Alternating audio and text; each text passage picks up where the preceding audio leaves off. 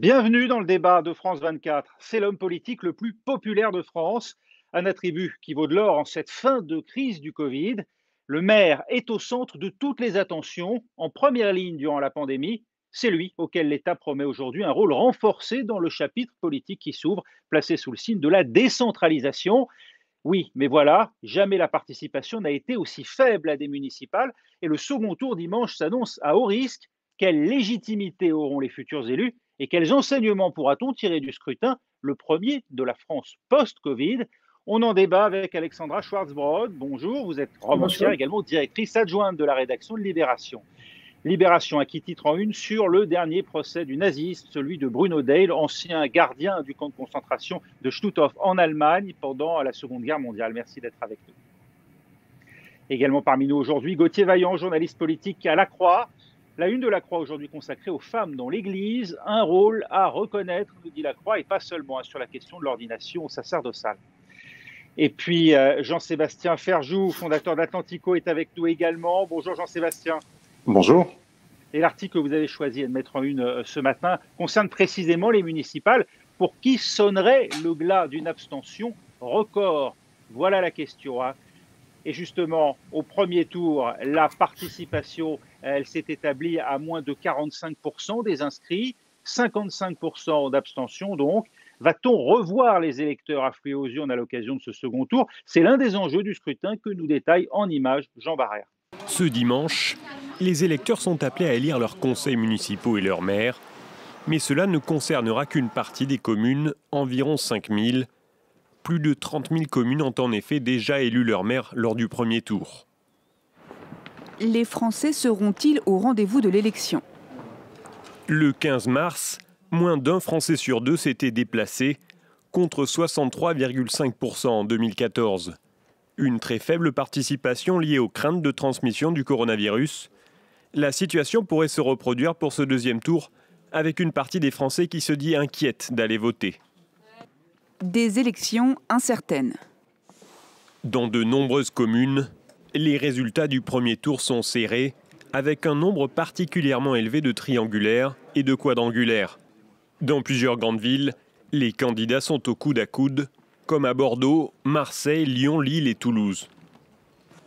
Y aura-t-il une vague verte? De nombreux candidats écologistes ont fait de bons scores au premier tour. Strasbourg, Besançon et Toulouse pourraient être remportés par des listes vertes. Quelle implantation du Rassemblement national? La plupart des maires sortants du Rassemblement national ont déjà été réélus au premier tour. C'est désormais vers la ville de Perpignan que les espoirs du parti se portent, où le candidat Louis Alliot est arrivé en tête au premier tour. LREM en difficulté. Finalement, les électeurs plébisciteront-ils l'action du gouvernement durant la crise? Il y a peu de chance, rares sont les candidats La République En Marche en position favorable au second tour. Emmanuel Macron l'a de toute façon d'ores et déjà annoncé.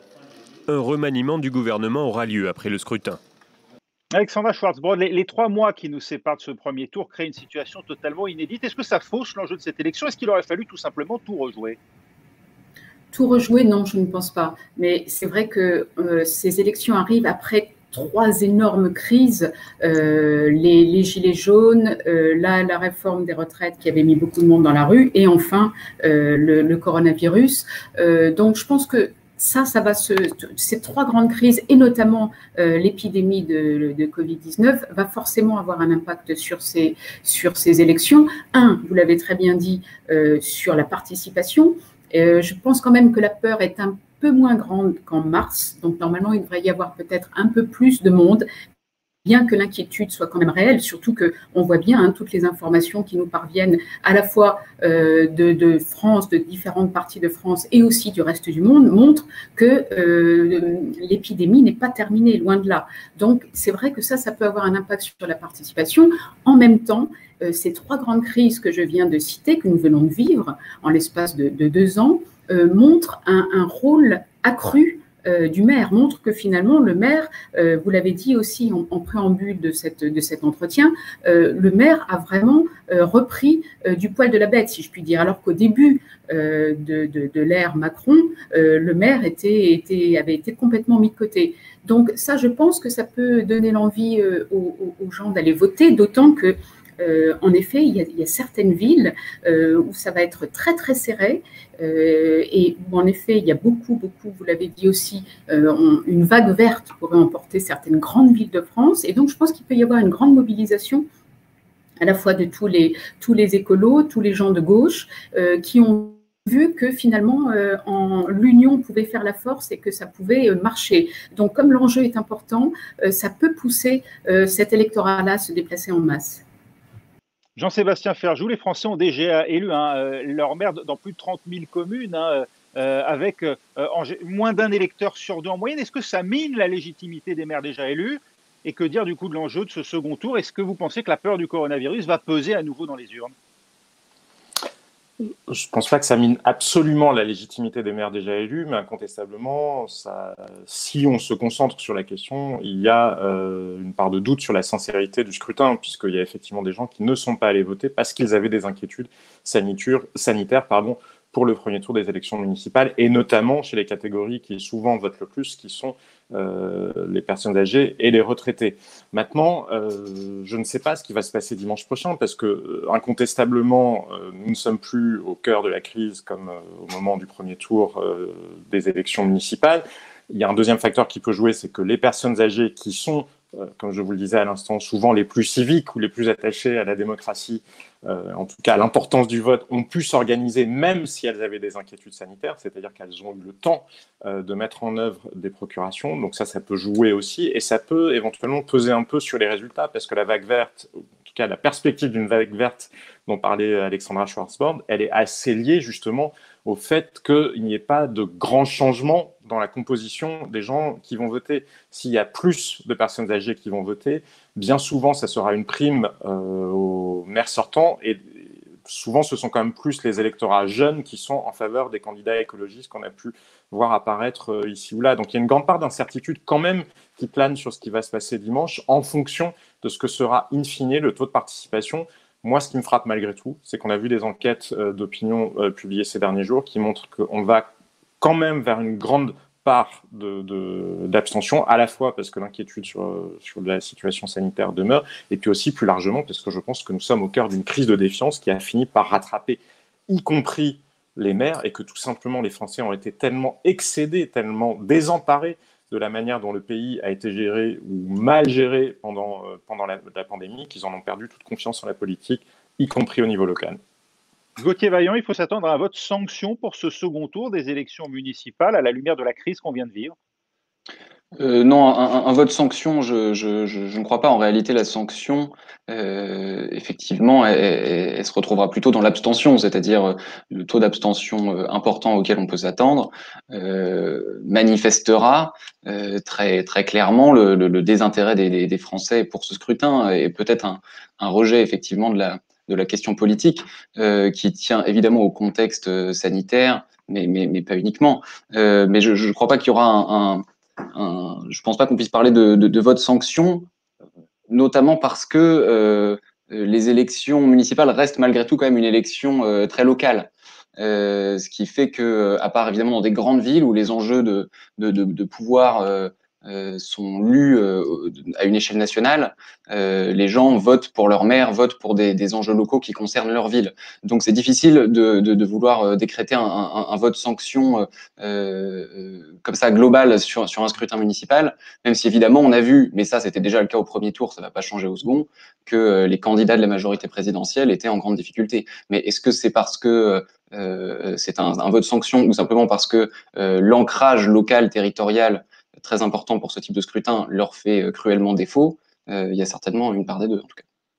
En termes d'affrontement, Alexandra Schwarzbord, il y a à peu près autant de configurations dans ce deuxième tour qu'il y a de communes en France, presque. La faute à la recomposition macroniste qui rend illisible le scrutin au plan national, impossible finalement d'en tirer des conclusions. En tout cas, ce qui est illisible, c'est le message envoyé par la majorité, en effet, par les candidats macronistes, qui très souvent, on l'a vu localement, s'allient avec la droite, avec LR. Il y a eu beaucoup d'unions LR, LREM, donc qui a totalement faussé le message. On ne sait plus très bien de quelle nature il est, qu'est-ce qu'il propose, quel est le projet.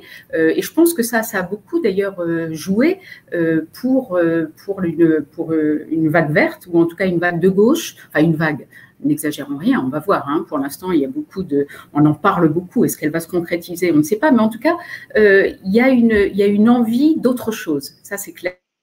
Et qui se manifeste surtout, en général, au niveau à la fois européen, et on a vu que les écologistes avaient fait un bon score aux européens, et qui va se manifester là normalement au municipal. Mais ce qui est drôle, c'est qu'on cette envie d'autre chose, cette possible vague verte, ou en tout cas vague de gauche, ce qui est intéressant, c'est qu'on ne la voit pas se refléter dans les sondages au niveau national, puisqu'au niveau national, on voit bien que on va à nouveau vers un duel Le Pen-Macron qui ne se reflète pas du tout au niveau local. Et donc, je pense que ça montre bien que les enjeux sont assez différents.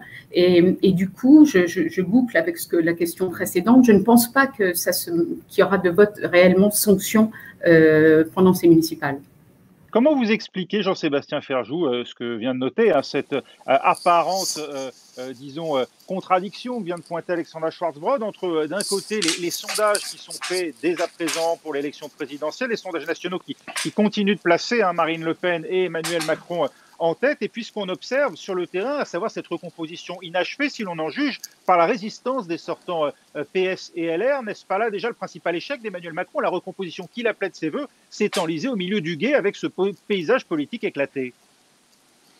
C'est certainement l'échec du projet de recomposition d'Emmanuel Macron, c'est aussi partiellement celui des autres partis qui n'ont pas su se réinventer, parce que c'est une chose d'être un cartel électoral qui parvient à maintenir des positions, c'en est une autre d'incarner profondément une offre politique différente et une offre politique qui fasse véritablement envie aux gens, et pas juste avec des gens qui votent par résignation. Parce que la vague verte qu'on évoque, moi je ne suis pas certain qu'elle ait lieu, et elle est composée, à vrai dire, de deux choses profondément différentes. Il y a l'envie d'autre chose, dont parle Alexandra Schwarz-Brodh incontestablement, mais celle-là, elle n'est pas verte. À vrai dire, elle est plutôt rouge, et même rouge assez vif, parce que derrière ces écologistes-là, bien souvent, ce sont des gens qui ont des programmes, notamment économiques, extrêmement durs, qui tendent vers la décroissance.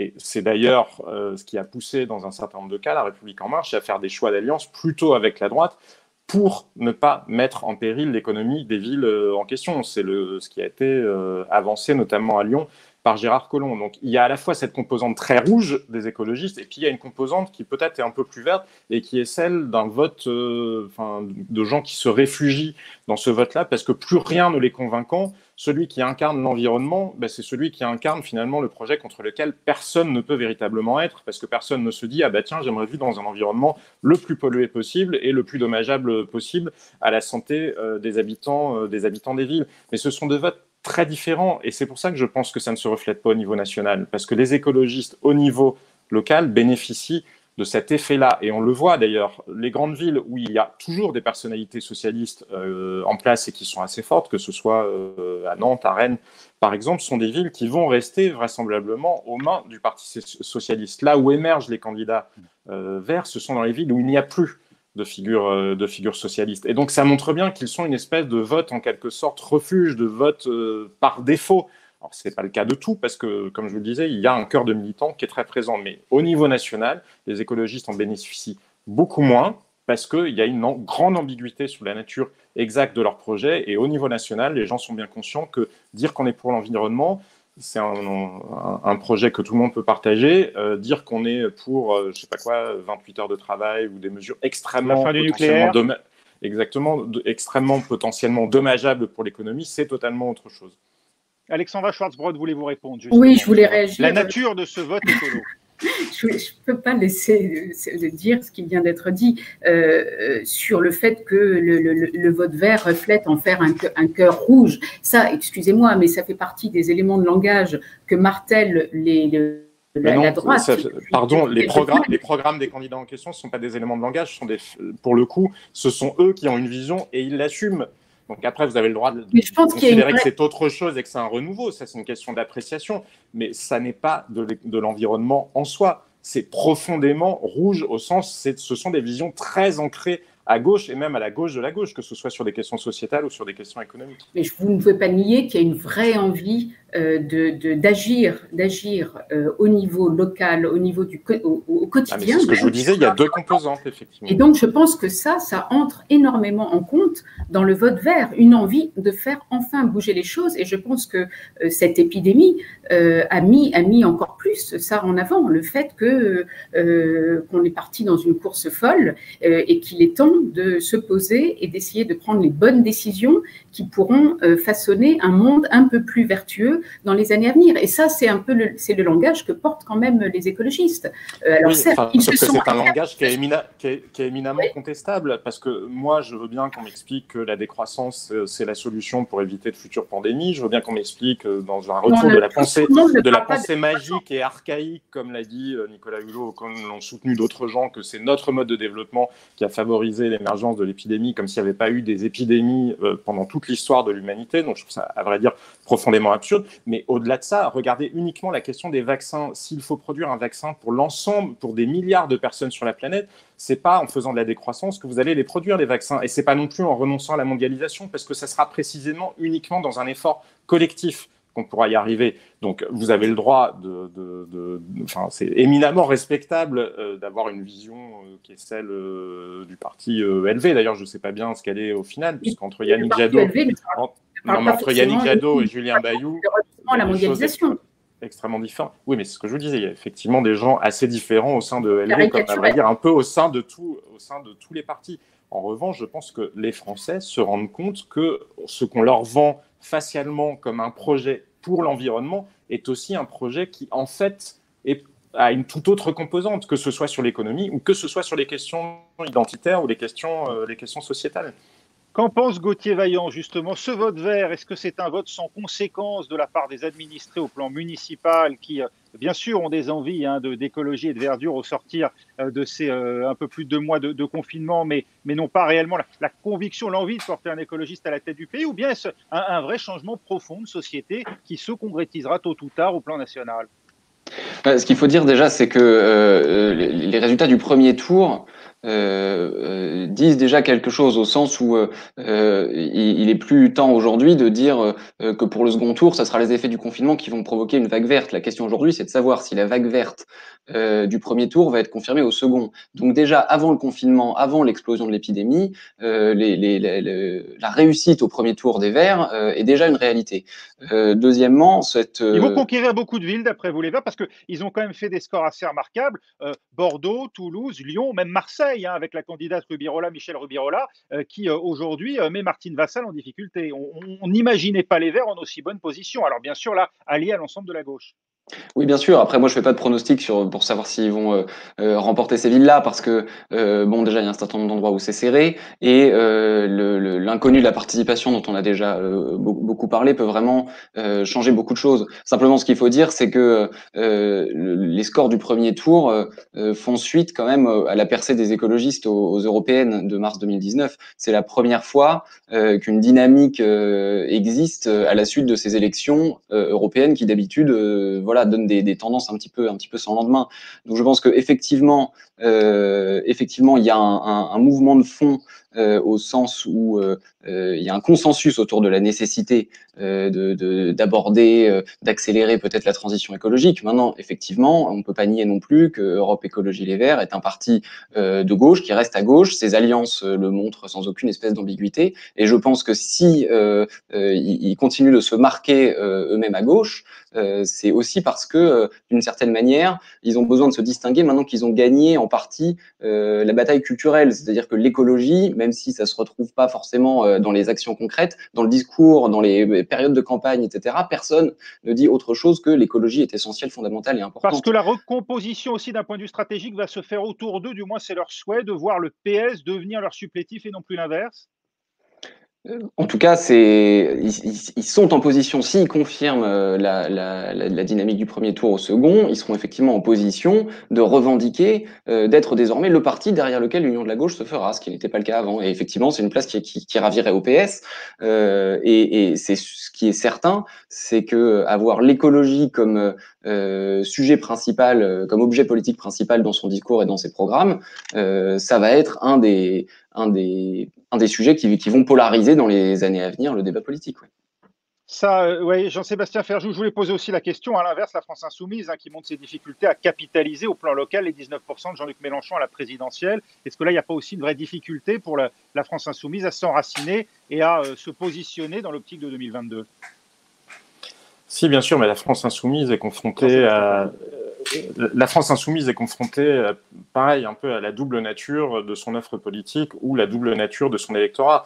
Il y a une France insoumise qui est plus portée sur des questions sociales et qui s'inscrit dans un champ républicain, et puis il y a un autre versant de la France insoumise qui est beaucoup plus communautariste et beaucoup plus identitaire. Et effectivement, il y a cette tension qui existe au sein de la France insoumise. Adrien Quatennens, c'est pas du tout la même offre politique, par exemple, que Daniel Obono, avec un Jean-Luc Mélenchon qui sait plus tellement par quel bout le prendre et dont on peine parfois à distinguer la sincérité, puisqu'on l'avait connu plus républicain et qu'il a pu se montrer justement plus bienveillant, entre guillemets, face aux composantes communautaristes de son électorat. Maintenant, ça, c'est quelque chose qui existe plus au niveau national, parce que dans une circonscription nationale, comme une élection peut-être aux européennes, ou a fortiori une présidentielle, vous pouvez aller chercher des électorats qui sont un peu disséminés partout. Dans des élections locales, et à moins de jouer la carte fortement communautariste, qui a pu être le cas ici ou là pour la France insoumise, c'est quand même difficile de rassembler sur cette vision-là, qui est très loin d'être partagée par une majorité de Français.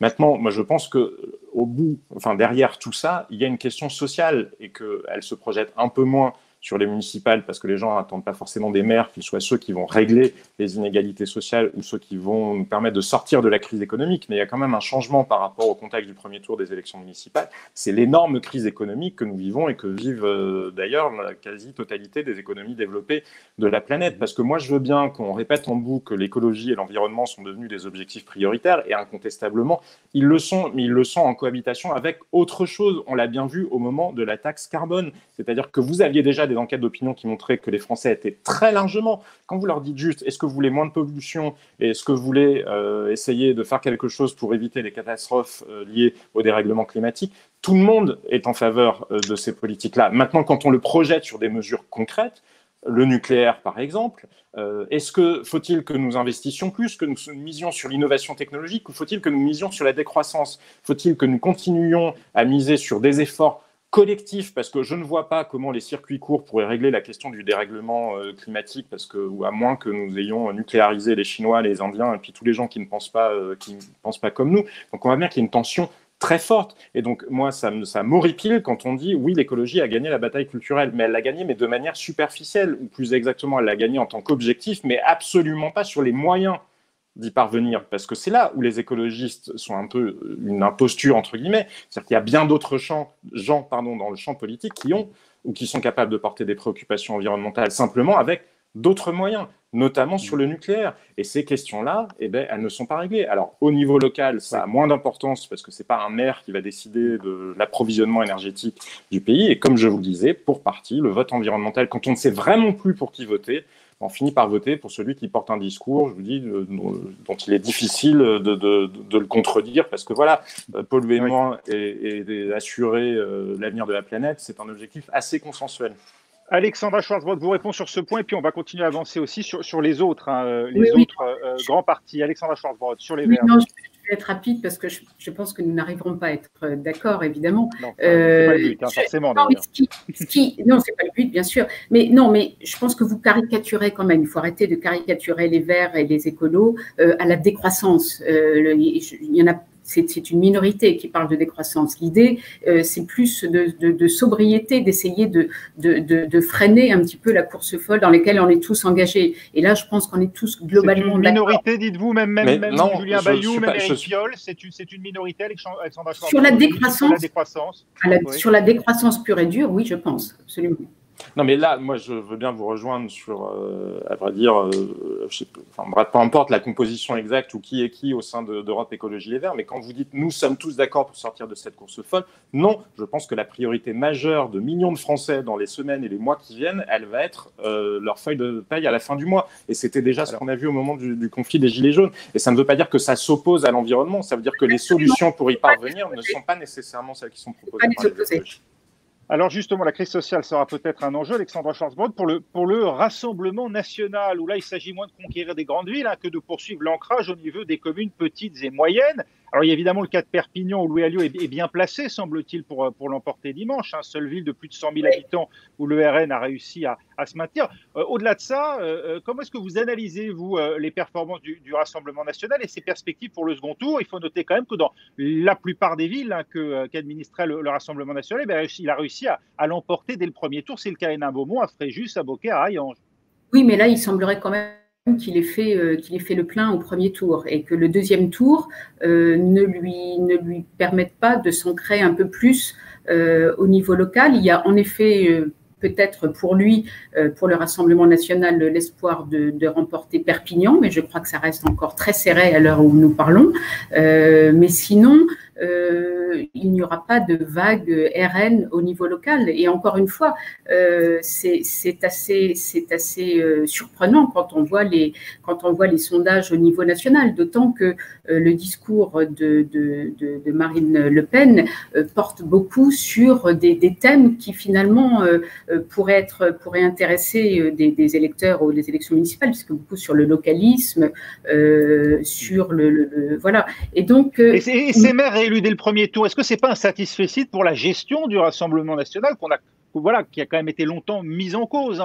On pensait effectivement que faire élire un maire Rassemblement national, c'était peut-être le moyen de lever l'hypothèque. Oui, mais ça n'a pas été un raz-de-marée quand même au premier tour. Les mairies RN, je n'ai pas l'impression que ça a été un franc succès. Donc je pense que là, ils ont fait le plein et que là, il y a une espoir, on est arrivé à un plafond pour le RN au niveau local. Gauthier Vaillant, le Rassemblement national qui n'a pas mâché ses mots pendant la crise du Covid, qui s'est clairement montré en premier opposant de la gestion par le gouvernement, en demandant régulièrement des comptes, en mettant en accusation le gouvernement, jusqu'à d'ailleurs désapprouver l'organisation de ce second tour des municipales après avoir déjà rejeté la tenue du premier. Comment expliquez-vous que pour l'instant, en tout cas, il ne semble pas ce parti en tirer les bénéfices dans les sondages? Vous voulez dire dans les sondages au municipal, pardon? Les sondages au municipal et puis plus généralement ceux qui sont faits dans la perspective du futur. On n'a pas l'impression, en tout cas, d'un décollage à l'occasion de cette crise, mais peut-être est-ce un effet d'optique. Alors, au niveau national, on n'a pas l'impression d'un décollage. Les sondages parus cette semaine dans la perspective de la présidentielle, qui sont à prendre pour ce qu'ils sont à 2 ans de l'échéance, montrent quand même, ça a été dit un peu plus tôt, que voilà, on se maintient quand même dans la perspective d'un duel Macron-Le Pen qui laisse vraiment tous les autres concurrents et tous les autres partis très loin derrière.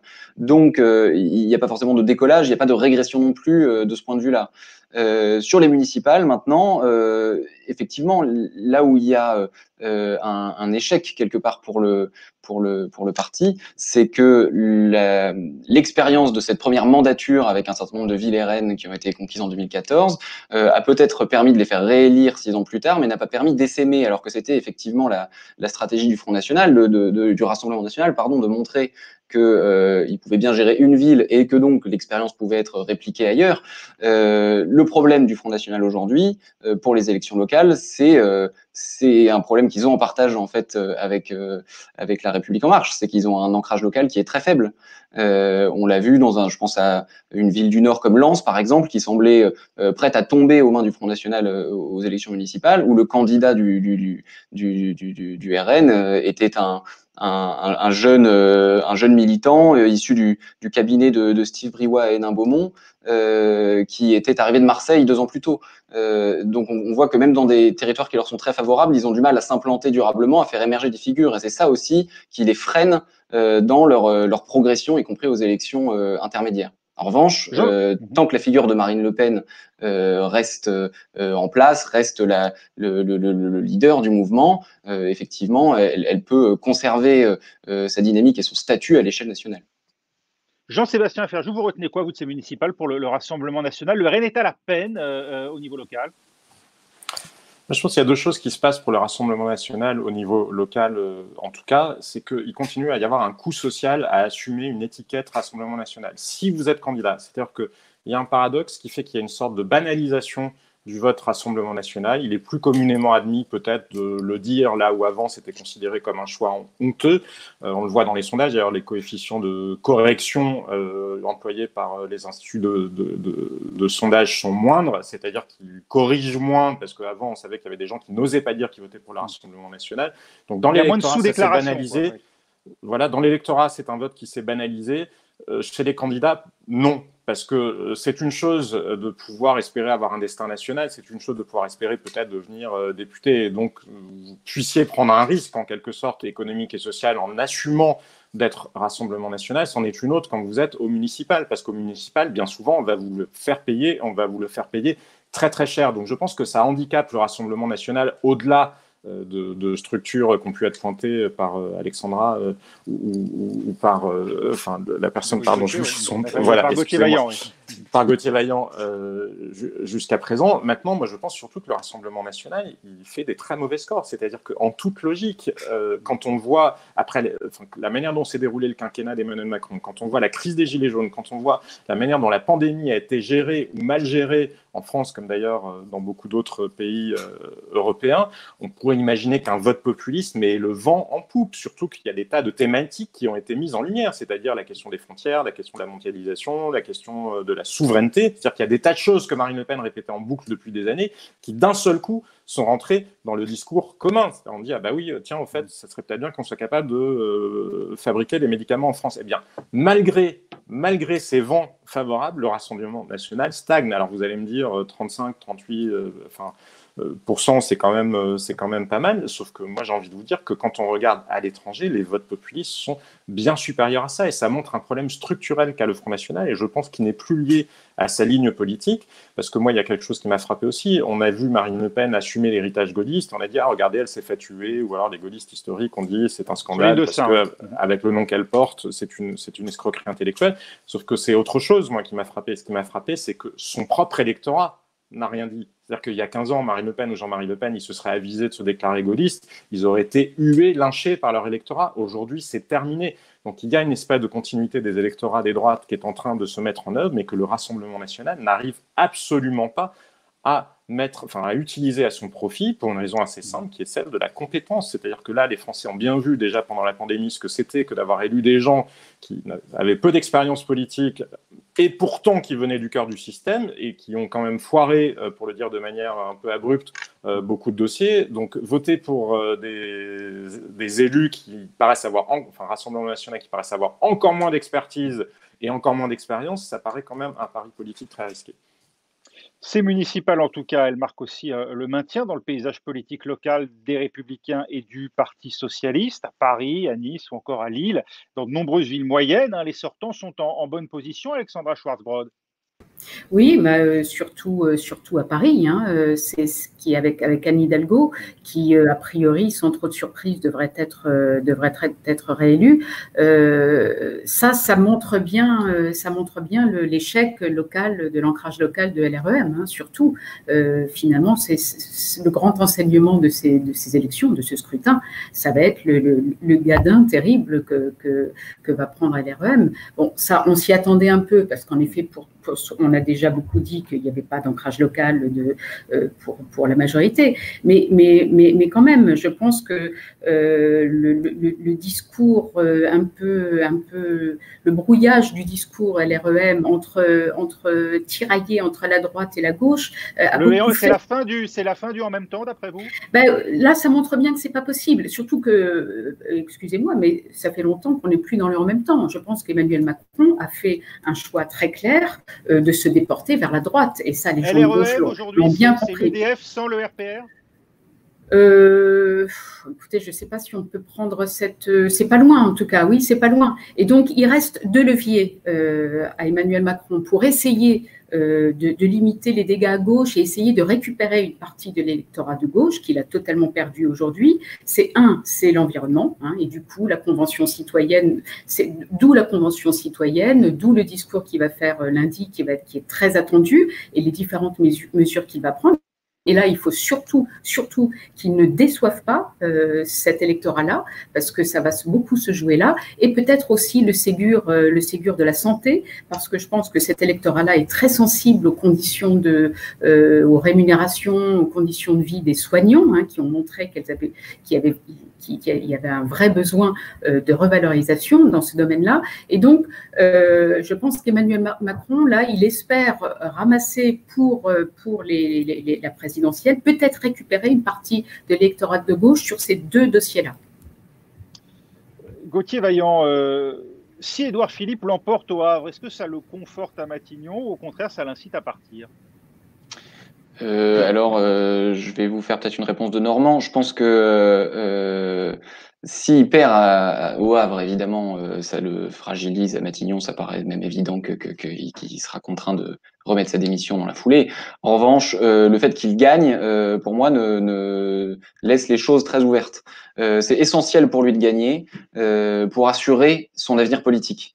Parce que effectivement, il est sur la sellette à Matignon et je pense que c'est indépendant de sa victoire. Et donc, il aura besoin d'avoir son fief pour exister. Maintenant,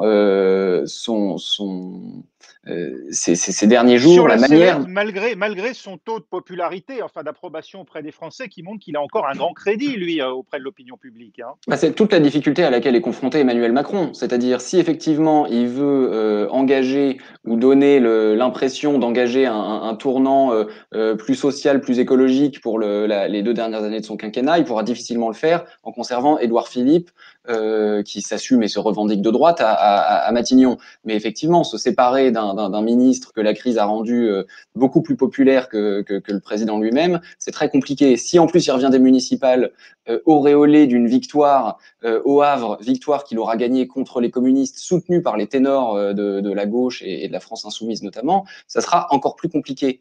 Mais ça risque d'être le prix à payer pour Emmanuel Macron s'il veut convaincre qu'il engage vraiment un virage écolo-social pour l'acte 3 du quinquennat. Quant à Édouard Philippe, pardon, le fait de… la manière dont il a fait campagne ces derniers jours et les messages qu'il a distillés un petit peu dans les médias donnent pour moi l'impression que il se prépare à l'éventualité d'un départ de Matignon qui puisse être digne. Voilà, il pourra partir la tête haute en ayant gagné le Havre, en ayant toujours depuis quelques semaines remis son destin vraiment entièrement entre les mains du président. Donc les choses se préparent dans cette éventualité-là en tout cas. Un Premier ministre de droite, mais populaire, dans un pays qui penche à gauche, Jean-Sébastien Ferjou, est-ce que ça condamne forcément Édouard Philippe ou est-ce qu'au contraire il va rester? S'il part, est-ce qu'il devient forcément un rival d'Emmanuel Macron? Et puis qui pour le remplacer à Matignon? En gros, quels enseignements le président de la République va-t-il tirer d'un scrutin aussi illisible, hein, marqué par les configurations locales qu'on vient de décrire?